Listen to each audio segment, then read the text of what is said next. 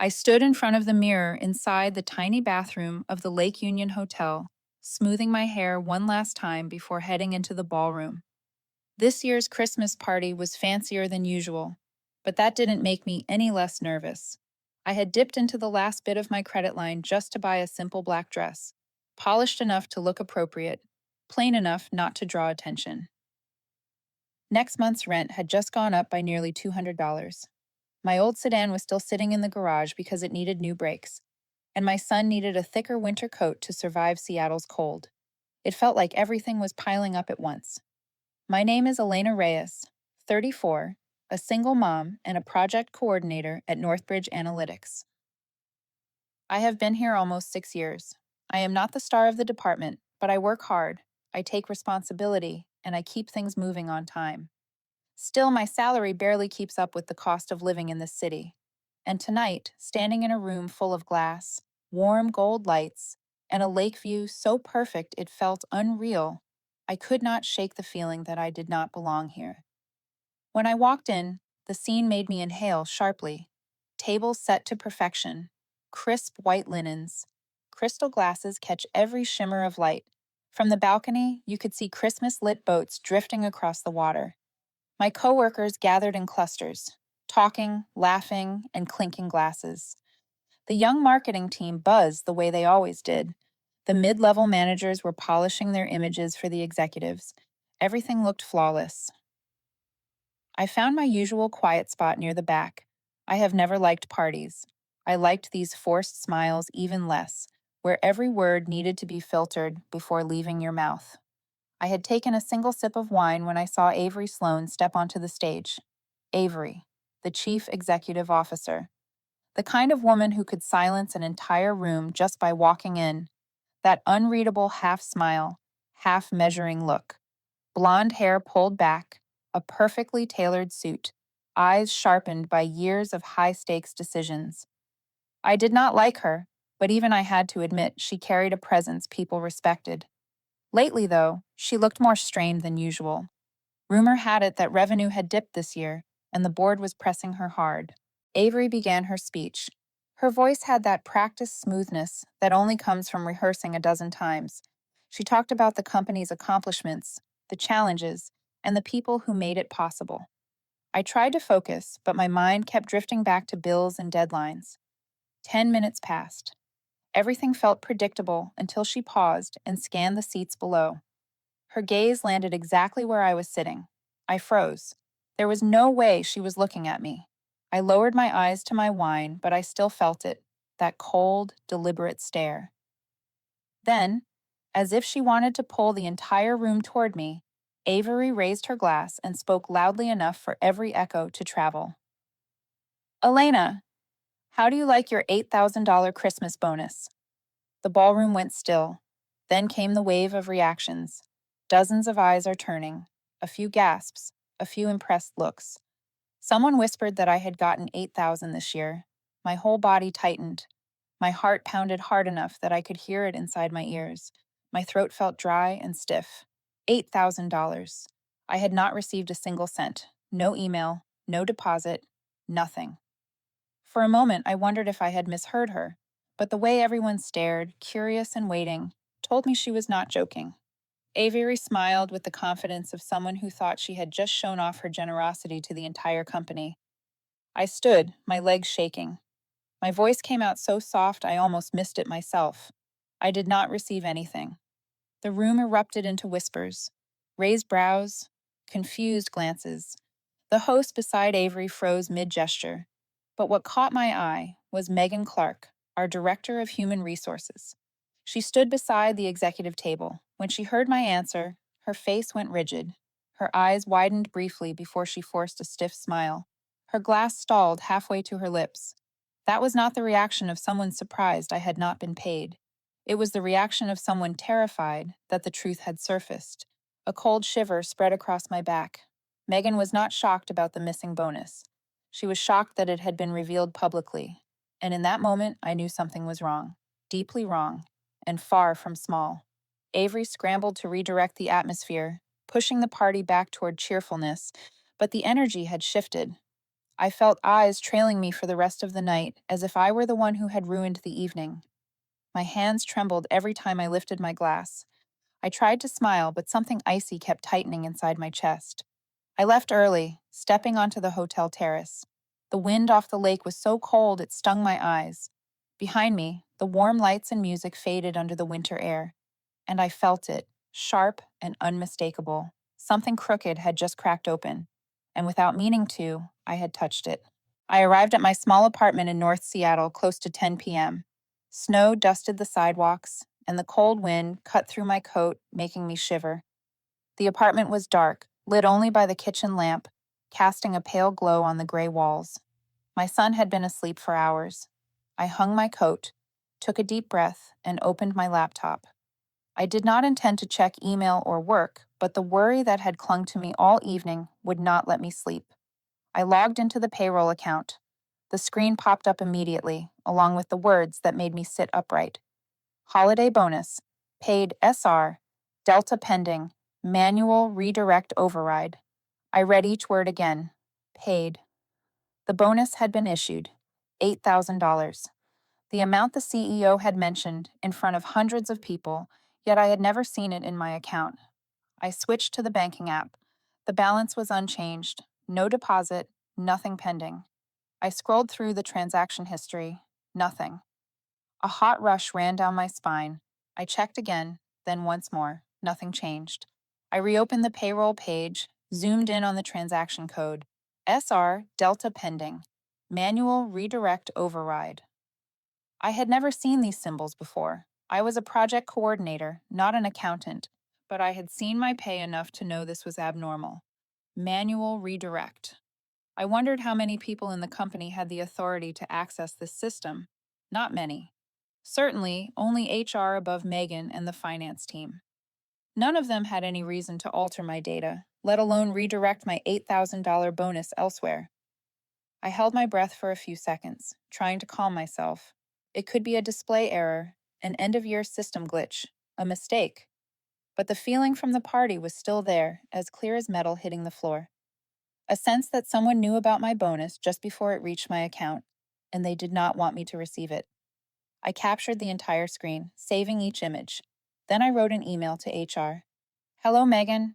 I just checked payroll and saw my bonus listed as paid, but no deposit has reached my bank account. Please check and confirm.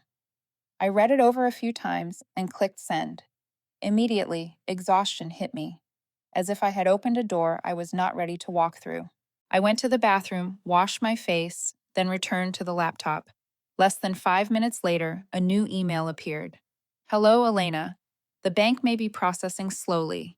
Year-end usually has a 1 to 2 day delay. Please wait a little longer. I leaned back in my chair. The reply was so fast, I knew Megan had not checked anything. And the explanation was completely unreasonable. My paycheck always arrived on time. It had never been late. I reopened the banking app to make sure I wasn't imagining it. Everything was still blank. I turned off the screen, put my hands on the desk, and buried my face. Rent would be auto-deducted on Monday. If delayed even one day, I would be charged a late fee. I had been struggling for months. That $8,000 was not a lavish bonus. It was what would let me breathe after weeks of exhaustion. I tried to sleep, but at 3 a.m., I was still staring at the ceiling. Images from the party replayed. Avery's eyes when she asked that question. Megan freezing. The whispers of the others. Unease slowly built inside me, like water seeping into the wood floor. The next morning, I arrived at the office earlier than everyone else. I checked my account again. No change. I decided to ask a colleague in the accounting team responsible for internal reporting, someone I trusted somewhat. She flinched when I asked. I don't know either. I'm short almost 1,000 compared to the notification, but I don't dare question it. Year-end bonuses are sensitive. Raising issues is risky. Her words weighed on me. Apparently, it wasn't just me. And everyone seemed to understand it was best not to touch the bonus issue. All morning, I couldn't focus. I kept staring at SR Delta pending and the words manual redirect like a dark puzzle. I needed someone who understood the system, someone who could explain the hidden symbols. That evening, after feeding my son, I messaged Liam. You free for a bit? I need to check something. Liam was an IT engineer at the company, one of the few I trusted completely. 3 years of working together, staying up late, fixing issues, sharing stories we never told anyone else. He called immediately after I sent the screenshot. You pulled this from payroll? Yes. And you haven't received the bonus, right? Right. Liam was silent for a few seconds. I heard the tapping of keys, then his voice lowered, serious. Elena, manual redirect isn't a system error. This is only used when someone with direct admin rights edits the transaction routing. And very few people have that access. I swallowed. So someone did it intentionally? Not accidental. Redirects like this require approval. Subordinates can't just do it. I leaned back in my chair, heart racing. Every word Liam said was etched into my mind. He added, Elena, I don't know who did it, but this isn't a small matter. I went silent. The screen before me went dark. I saw my reflection, hollow, tired, afraid. That night, a thought slid through. My mind, first thin as smoke, then gradually sharp and clear. Someone had taken my bonus. Not a mistake, not a bank error. Someone is deliberately trying to keep me from receiving it, and they had the power to do it. After the conversation with Liam that night, my mind barely rested. I arrived at the office the next morning, earlier than usual. I knew I couldn't pretend nothing had happened, but I also didn't want to appear overly agitated. I walked into my workspace, turned on my computer, and tried to focus on a report in progress. Less than 10 minutes later, a notification popped up in my inbox. Megan Clark invites you to a quick meeting. Conference room 4. In 15 minutes, I stared at the message. I knew this meeting was coming, but I hadn't expected it to arrive so quickly. Conference room 4 was at the end of the hallway, the place HR typically sent employees for reprimands or clarifications. I stepped inside. Megan was already seated, her face unnaturally bright. The coffee cup in front of her still emitted steam as if she had just arrived seconds before me. But I knew she had prepared thoroughly for this conversation. Elena, please sit. I want to explain a bit about your bonus code. I pulled the chair, trying to keep my voice as calm as possible. Yes, I'm ready for the explanation. Megan smiled, her voice sweet in an over-the-top way. SR Delta is an internal program involving talent prioritization and year-end budget allocation. Sometimes there are temporary adjustments in the system. Don't worry too much adjustment. I repeated it in my mind. A perfect word to hide everything, but meaningless in reality. I looked directly into her eyes. I want to know why my bonus shows is redirected and why I was never informed of any program related to SR Delta. Her confident expression faltered briefly, but she quickly restored her practiced composure. I understood her frustration, but these were internal business matters. I thought she was too tense. Year-end was busy for everyone. Best to focus on your project. I sat quietly for a few seconds. Not because I didn't know what to say, but because I realized clearly that Megan had no intention of answering. And her focus on your project was not advice. It was a warning. I stood. I am not worried, Megan. I just want to understand why my bonus was handled this way. I will keep asking until I get a concrete answer. Megan's smile visibly faded. She nodded politely, but her eyes were cold. I understood. She could leave. I stepped out of the meeting as if I had just entered a high-pressure room and exited through an emergency door. When the door closed behind me, my heart pounded so hard my hands shook slightly. I had not received an answer, but I had received an important message. They wanted me to stop. I returned to my desk. The air in the office felt thick. Everyone seemed to know I had just been called in. A few colleagues glanced at me, then quickly looked away. My direct manager, Jeff, walked by without stopping, as he normally would. No questions about project progress, no morning greeting. He passed as if I did not exist. An hour later, in the Monday morning team meeting, I noticed my name was missing from the list of key tasks for the next quarter. This had never happened before. I looked around, trying to find an explanation in everyone's eyes, but all I received was caution I had just been removed from major assignments. Gently, but unmistakably, that afternoon, when I opened the project folder to check old files, I realized some were missing. Files I was certain I had saved last week. I searched for them. Nothing. I checked the archive log. No trace. As if they had never existed. A cold feeling spread up my spine. I rested both hands on the keyboard for a long moment, trying to stop the growing anxiety. Someone had accessed my work account, and they deleted files related to projects I was responsible for. They did not just want me silent. They wanted me to look incompetent. I opened the small notebook I had started writing in the night before. I recorded every detail. The meeting with Megan, the statements, Jeff's attitude, the missing files. I felt like I was reconstructing a puzzle with pieces appearing where I least expected them. By evening, I arrived home. As I opened the door, my son ran out, his face brightening, but his eyes freezing when he saw my expression. "Are you okay, Mom? You look sad today." I stretched my lips into a smile.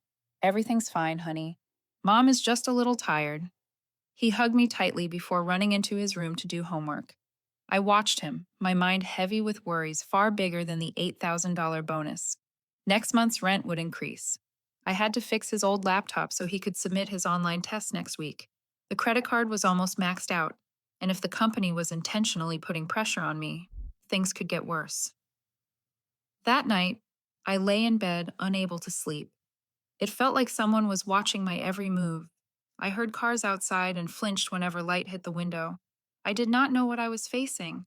I only knew that now I was no longer merely the person missing a bonus. I was the one who asked questions they did not want anyone to ask, and the walls around me were slowly closing in. I went to the office the next day feeling heavier than the night before. Everything happening there seemed designed to push me into a dead end.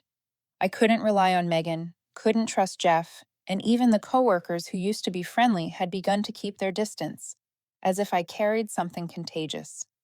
I knew I couldn't take another step without something more solid in my hands. So that night, after my son had fallen asleep and the apartment went quiet, I called Liam.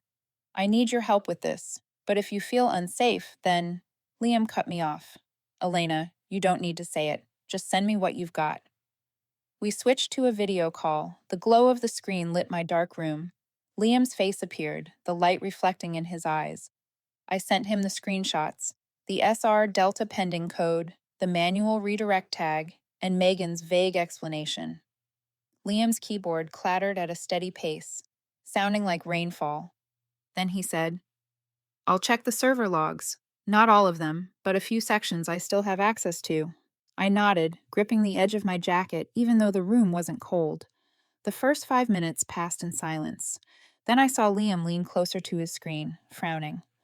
"Elena, SR Delta isn't a new code from this year." I looked up. "Not from this year? Then what is it?" Liam kept scrolling through strings of small text I couldn't fully read. "The SR Delta Fund. It was created 4 years ago, before Avery became CEO. It felt like someone had punched me in the stomach. 4 years. That meant this wasn't something Avery just came up with. It wasn't a spur-of-the-moment response to revenue pressure. It had existed for years. A structure, not a mistake. "Who created it?" I asked, my voice dropping. "The previous executive board. The group of vice presidents, before they moved to another company," Liam said. "But there are signs Avery kept using it." My laptop suddenly felt cold beneath my hands. I pressed my palm to my forehead, trying to organize my thoughts. If the SR Delta Fund had existed for that long, then every CEO since would have known. So why had no one mentioned it? Why did it appear in no official records? Liam paused, then lowered his voice. "The fund is described as a special resource fund, an internal support pool. But the spending?" He turned his screen so I could see. Lines of data scrolled across. Retreat Palm Springs, Tiffany gifts for executives, internal summit expenses in Napa Valley, a large transaction labeled PR event special approval. None of it was related to mid-level or lower employees. Not a single entry hinted at talent prioritization. As I stared at those numbers, the color drained from my face. So many employees like me, stretching every paycheck, counting on year-end bonuses just to breathe again, while that fund paid for luxury watches and resort vacations. If those people knew this, what would they think? I thought only one thing. This was no accident. This was a system built to deceive. Liam spoke again, his voice tightening. Elena, I found a list of manual redirect transactions. It shows everyone whose bonuses were adjusted like yours. He scrolled down. I caught glimpses of familiar names, people I'd seen exhausted, disappointed for months without knowing why. Then he stopped. Wait. This one. The screen froze on a single line. I leaned back, eyes widening as I processed what I was seeing. My direct manager's name, Jeff. It felt like fire ignited beneath my feet. Jeff, the man who had mentored me in my first years, who once praised me for saving a project in its final week, who had, just days ago, avoided my eyes in the hallway. He was on the redirect list, which meant he knew, which meant he might be part of it. He could have been benefiting from this system the entire time.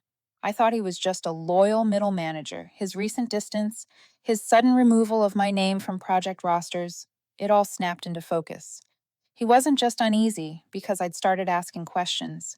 He was afraid of what I might uncover. A shiver ran through me. Part of me wanted to slam the laptop shut, pretend I hadn't seen any of it. But another part, stronger, sharper, felt the noose tightening. If I stayed quiet, it would close around my neck. Liam broke the silence. Elena, if they realize how deep you've gone, you're in real danger. Not the HR warning kind, the serious kind. I looked at Liam's worried face on the screen. You want me to stop? No, he shook his head. But you need to be very careful. This isn't one person acting out. This is a whole system protecting itself. I sat there listening to the soft hum of my computer fan, a moment suspended between fear and resolve. If I'd come this far, I couldn't turn back. For the first time since all this began, I felt it. The sense that I was standing before a massive, heavy door, and behind it were things I wasn't sure I wanted to see. But I knew I had to open it. That morning, the office felt different the moment I stepped in. Quick glances, conversations pausing as I passed, forced half smiles. I knew the rumor had spread. Or worse, someone wanted it to. I had just set my bag on the chair when a notification appeared on my screen. Elena Reyes, please report to conference room 2. The meeting starts in 5 minutes. Sender. Megan Clark, HR. I froze for a few seconds. Conference room 2 was different from 4. 4 was for light exchanges. 2 was for administrative matters. Meetings where participants usually walked out heavy-hearted. I knew what awaited me. But when I opened the door, my chest still tightened. Megan sat at the head of the table, a thick file in front of her. To her right, Jeff, my direct manager, hands clasped, avoided my eyes. The room felt colder than the air conditioning. Megan gestured for me to sit.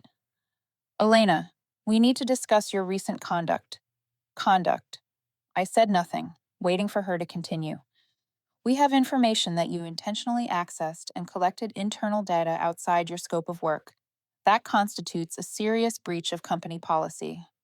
I looked at Megan, keeping my voice calm. I was only checking my payroll. I accessed nothing else. Megan tilted her head, feigning sympathy. But it doesn't stop there. We have reason to believe you were digging into sensitive data related to the bonus system. My chest tightened.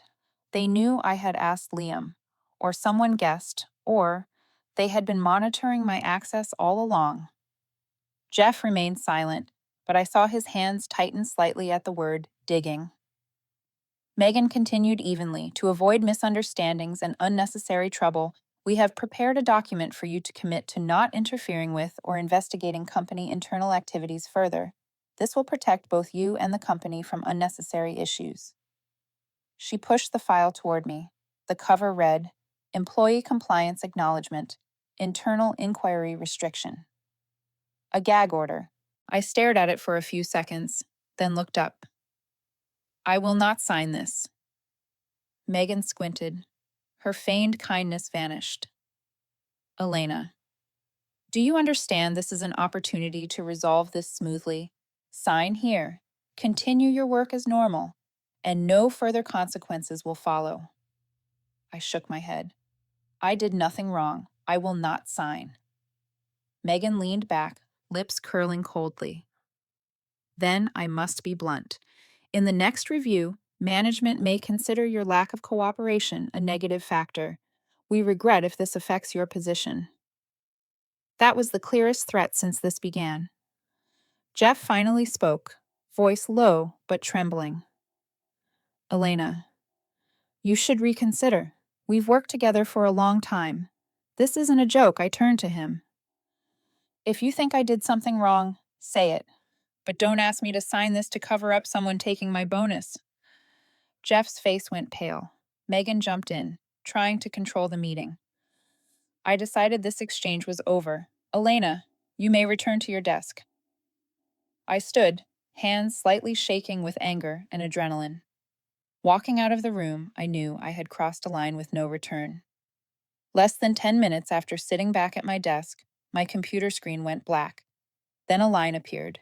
System reset in progress. I blinked. No one had informed me of any update or reset. I moved the mouse. Useless. The computer restarted itself. When I returned to the desktop, 2 critical folders were gone. I opened the cloud archive. Empty. Not a single file. Even the attached emails I had saved were gone, as if they had never existed. Someone had wiped everything. I inhaled deeply, forcing calm. I wouldn't let them see me scared. I opened my bag and touched the small blue USB I carried daily. It contained a full backup of screenshots and notes from previous days. I had been smart to save everything the night before. That afternoon, as I stepped into the elevator, Jeff ran up, blocking the door before it closed. Elena, wait. I didn't want to talk, but there was something different in his eyes. Not cold, not distant like this morning, but tense, cautious. Jeff lowered his voice so only I could hear. Someone on the executive team is looking for a reason to fire you, not me. But I heard things. You need to be careful. Very careful. The elevator doors closed before I could ask more. I stood still, trembling in silence. This was no longer about a bonus, not just the threat in the meeting. This was a targeted purge. That night, I didn't go home immediately. I sat in my car, watching streetlights reflect off the windshield. I opened my phone and scrolled to the internal reporting contacts Northbridge Ethics and Compliance reporting line. I took a deep breath and hit call. An automated voice responded, then a staff member answered the hotline. I spoke slowly, each word deliberate, as if laying the first brick of a foundation I knew I would have to stand on in the days ahead. I want to report misconduct related to interference with internal bonus funds. After hanging up, my hands were still trembling, but for the first time since this started, I didn't feel cornered. I had officially struck back. That evening, when I drove out of the parking lot, it felt like I had triggered a chain reaction that no one could stop anymore, not even me. Calling the ethics hotline had made my hands shake, but it was also the first moment I felt I was finally moving in the right direction. I didn't know what would happen next, but silence was no longer an option. 3 days later, an unfamiliar email appeared in my inbox. No subject line, no signature, just one sentence. We need to meet. Room 9B. 14 Hunchi. Come alone. Sender. Internal compliance. Restricted access. I looked around the office as if the walls could hear the pounding in my chest. Did anyone else know I'd received this? I closed my laptop, stepped into the hallway, and took the stairwell, where few people ever went. Room 9B was a small, overlooked meeting room on the 6th floor. When I entered, 2 people were already waiting, a middle-aged man wearing dark glasses and a badge that read compliance, and a younger woman holding a tablet. They invited me to sit. Their tone was polite, but not friendly. Elena, we received your report. We need you to provide all evidence related to the SR Delta transactions and the manual redirect logs. I took the USB drive from my bag. The man plugged it in, copying files silently. I recounted everything, from Megan's strange reaction at the Christmas party, to the meeting where they tried to make me sign the pledge, to the remote reset of my computer. They kept taking notes, occasionally asking about small details I never thought mattered. Then I gave them the server log Liam had pulled. I avoided mentioning his name, but the man simply smiled. We know who assisted you. He's safe. I exhaled in relief. 40 minutes later, the meeting was over. Before I left, the young woman spoke softly. "Thank you. You're not the only one who reported this. You're just the first with clear evidence." I froze for a moment. "Not the only one?" She nodded. "We've received several anonymous complaints this past week. You've started something bigger than you think." When I stepped out of the room, the loneliness I'd carried for weeks suddenly felt lighter. I wasn't alone anymore, but I hadn't even caught my breath before everything started moving in a direction I didn't expect. That afternoon, during lunch break, a message spread across the company chat. Everyone now knew an investigation was underway regarding bonus distribution procedures. Some whispered in the pantry. Others avoided my eyes as if I had brought a storm with me. By the end of the day, two groups had clearly formed. The first included mid-level managers and longtime employees, the ones who had seen the unfairness for years, but never had the chance to speak. One of them gently touched my arm as she stepped out of the elevator. "If you need a witness, I'll stand with you." The second group wasn't as kind. Megan passed me in the hallway without hiding her cold glare. CEO Avery stepped out of her corner office, her face sharper than usual. Jeff avoided my eyes completely. The office felt divided, like two armies quietly preparing for war. And somehow, I had become the battlefield. Around 5 that evening, Liam texted me. "Elle, we need to talk." I called him immediately. He spoke first. "Someone close to your team got to HR. They're saying you shared internal data with outsiders, that you leaked your own information to HR in exchange for a higher bonus." I froze. "Who?" Liam sighed. "Maria. She was caught copying your access logs and sending them to Megan. In return, she got an adjusted bonus." My stomach turned. Maria, the same woman I'd had lunch with every week, who once cried to me when her own bonus was cut last year. I'd hugged her, told her she deserved better. And now she had sold me out for a few $1,000s? A chill ran down my arms, not because of the money, but because of the betrayal. That night, rumors reached me that Avery and Megan were arguing upstairs. A manager who happened to walk by overheard Avery say, "If you can't control this, you're putting the entire company at legal risk." And Megan shot back, "I'm only following the system you put in place 3 years ago. Don't dump this all on me." I stood at the end of the hallway as someone whispered the story to me, and I felt a shiver crawl down my spine. I wasn't the only one in danger anymore. Their own walls were cracking. The next morning, an email appeared in my inbox. Subject: Official warning. Violation of Information Security Protocol. A written warning. It stated that I had accessed restricted data beyond my authorization level. I stared at the line, but the panic I expected never came. Instead, there was a strange calm in my chest. Because that afternoon, compliance called me again. The young woman's voice was firmer this time. "Elena, please stay calm. We believe the warning was an act of internal retaliation. This confirms our suspicion about the leadership team. You'll be under protection during the investigation." I sank into my chair, covering my mouth with my hand. I didn't know whether to laugh or cry. The people trying to silence me were revealing themselves, and so were the ones trying to protect me. This was no longer a fight between me and them. It had become a war between two forces inside the company, and I was the spark that set it all on fire. That Wednesday morning, the office felt heavier than usual, thick with whispers that died the moment I walked past. The meeting notice appeared in my inbox like a blade, short, cold, and precise.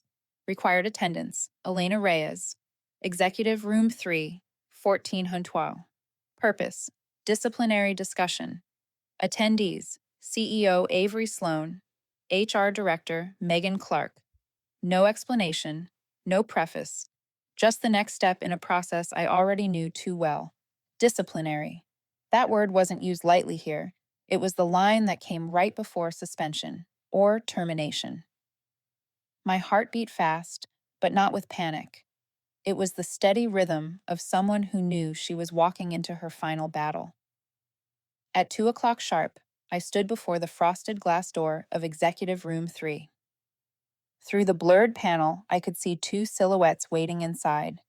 I took one long breath and stepped in. Avery sat at the head of the table, every movement calculated, every inch radiating control. Megan sat opposite her, one manicured hand resting on a thick folder. There were no extra chairs, no third-party observers, just the three of us, sealed inside what looked like a prearranged interrogation. "Elena, have a seat," Avery said, her tone calm but devoid of warmth. I pulled the chair out. The door closed behind me with a sound that felt like a lock. Avery opened a file and slid it across the table toward me.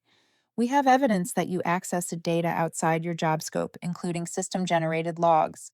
This is a serious violation of information security policy." I looked at the folder, but didn't touch it. I already knew most of it was justification for a decision made long before I walked in. "Do I have the right to respond?" I asked. Avery nodded, though her eyes said it didn't matter. I opened my own folder, the one I'd spent weeks building. Screenshots, HR correspondence, proof of the remote reset, timestamp records, and the log Liam had extracted. I placed each item on the table, one by one, steady and deliberate. I didn't access anything unauthorized. I reviewed my own payroll and discovered a redirected transaction. I reported it to HR, but they dismissed it. My computer was reset remotely afterward. This is a copy I saved before the interference. The log proves the manual redirect wasn't a system error. Megan snapped forward instantly, her voice sharp as glass. "Where did you get this log?" "I don't believe Elena had access to that data. There's no guarantee this wasn't manufactured." She spat out that last word as if it were fact, not accusation. I looked straight at her. If I fabricated it, then why did HR pressure me to sign a non-disclosure form? Why was my system wiped the moment I refused? And why are multiple employees now submitting anonymous reports about the same issue? Megan opened her mouth to strike back, but Avery raised a hand. "That's enough."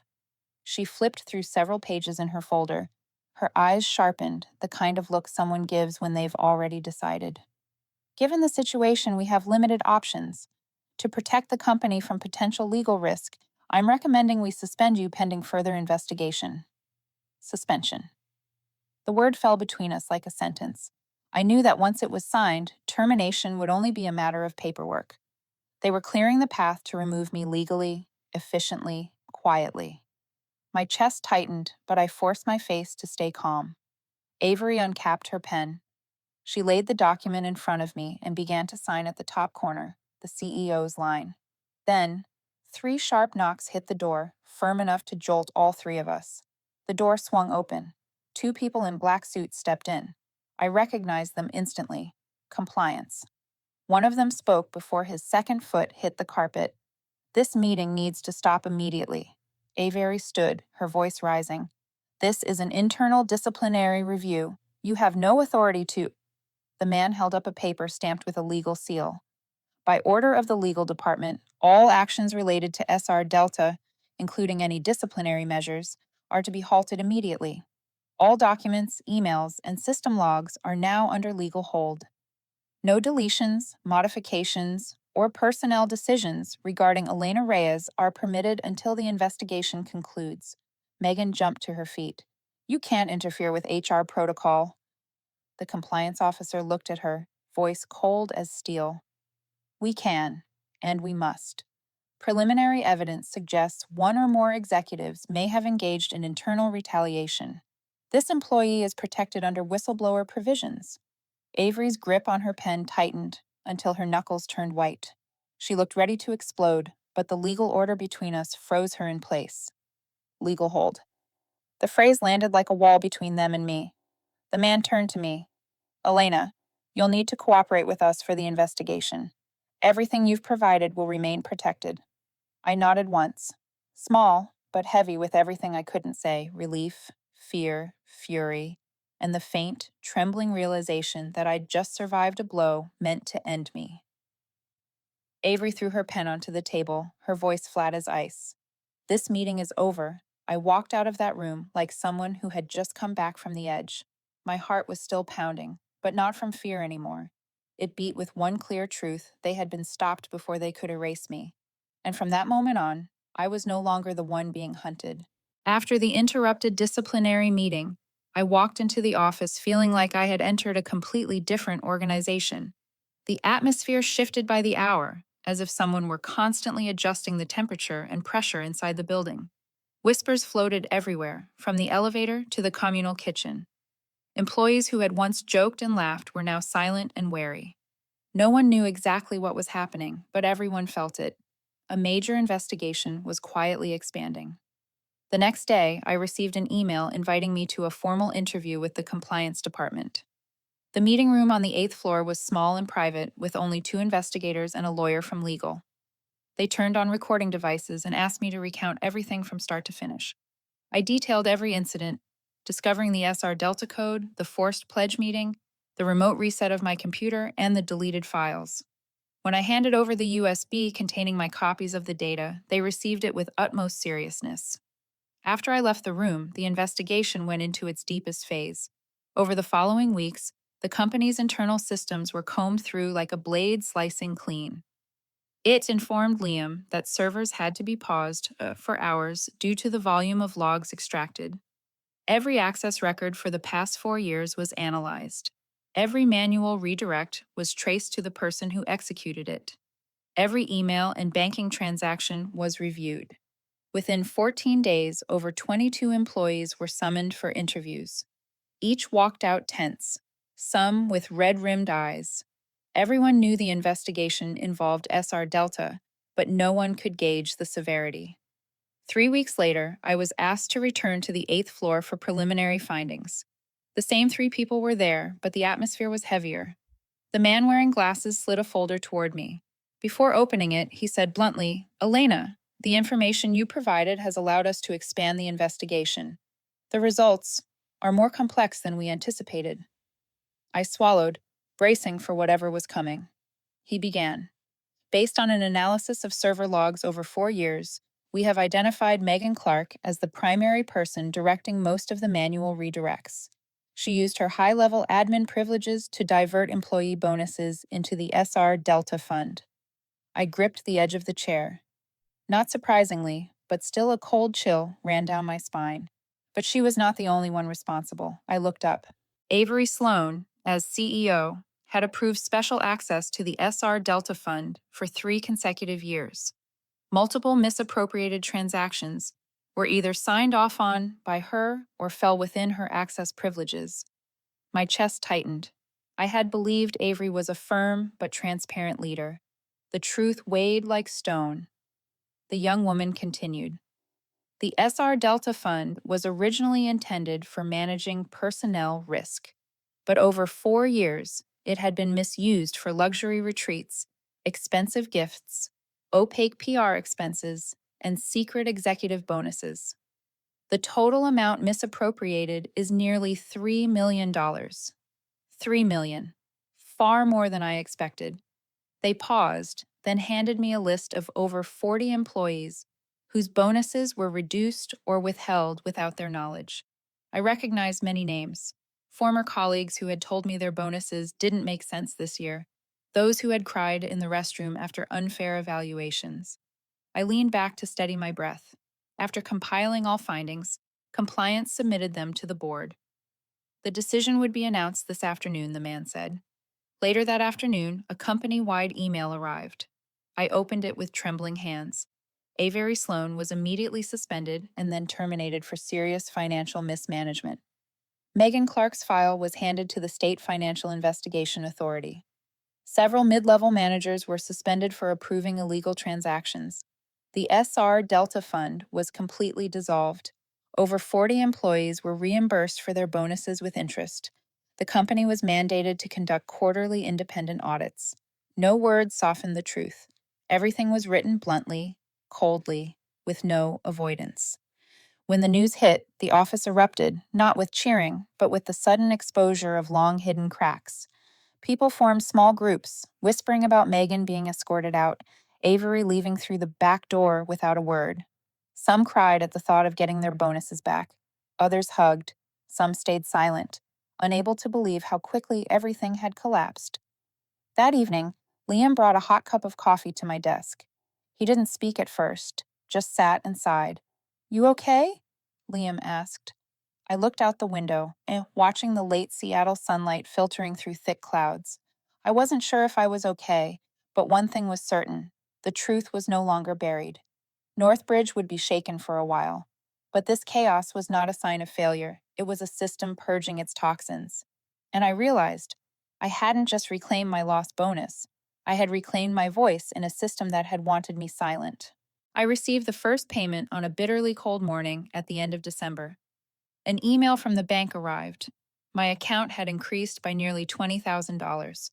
The withheld bonus from this year, compensation for losses, and a special company grant after the SR Delta investigation. I sat still for a few seconds, staring at the numbers bouncing on the screen, unable to believe it was real. For months, I had lived under constant anxiety, rent unpaid, a broken car, mounting credit card debt. Now, the weight lifted as if a boulder had been removed from my chest. That afternoon, I picked up my son from school and took him to the nearby sporting goods store. His eyes lit up when he saw the navy blue lined coat he had wanted for months, one I had always postponed buying. For the first time in months, I didn't have to check the price and promise myself I'd return later. I just smiled and nodded. "Do you want to try this one?" He ran over and hugged me. His smile alone made all the effort worthwhile. That weekend, I brought the car to the garage. The mechanic looked at me in surprise. I had finally replaced the brakes and repaired the heating system that had been broken all autumn. I paid off part of my credit card and deposited the rest into savings. For the first time in years, my account was no longer in the red. That Christmas, my apartment truly felt alive. The two of us cooked a proper dinner: roasted chicken, hot soup, and homemade cookies. No fancy restaurants, just our tiny kitchen and my son's laughter. We played our favorite Christmas music and decorated the tree with old but clean ornaments, hung neatly. I watched him carefully place the star on top. A small moment, yet my eyes stung. I hadn't felt this peaceful in a long time. A few days later, while the company was still recovering from the investigation storm, I received a surprise email from a tech company in Bellevue. They knew about SR Delta, the news had spread through the industry, and wanted to meet me for a project lead position. The invitation was respectful, the kind of respect I hadn't seen in years, as if they recognized something in me that Northbridge had spent 4 years trying to obscure. The interview went quickly. They asked about my management experience, crisis handling skills, and how I coped with pressure. I answered honestly. No exaggeration, no embellishment. When I left the room, I wasn't sure if I'd get the job, but for the first time in a long while, I felt confident in myself. 3 days later, the official offer arrived. I was hired. Higher pay, better benefits, and a transparent environment. Nothing is more attractive than the respect it conveyed. On my last day at Northbridge, I walked into the building feeling strange. No more trembling, no more fear of being watched or sidelined. Colleagues stood as I passed. Some hugged me tightly. "Thank you, Elena. Because of you, we got our bonuses from the past 3 years. Elena, thank you for not staying silent for us." I just smiled and said I had only done what anyone deserved, reclaiming justice. Jeff stood at the end of the hall, hands in pockets, a complicated expression on his face. He stepped forward, hesitant. I knew nothing I said would be enough. But thank you for not letting it continue, and I'm sorry I didn't stand with you sooner. I nodded. I no longer held anger toward him. Jeff was just a part of the machine, lacking the courage to resist. As I packed my few belongings into a small box, some notebooks, a photo frame, a coffee mug, I looked around the office one last time. The walls that had once suffocated me no longer felt intimidating. They were walls, not a prison. I realized what had trapped me wasn't the place. It was fear, silence, and acceptance. I walked out the front door of Northbridge, the cold sunlight cutting through the foggy Seattle sky. My son waited in the parking lot with a red woolen hat. He ran toward me and grabbed my hand tightly. "Mom, done with work?" "Yeah, I'm done."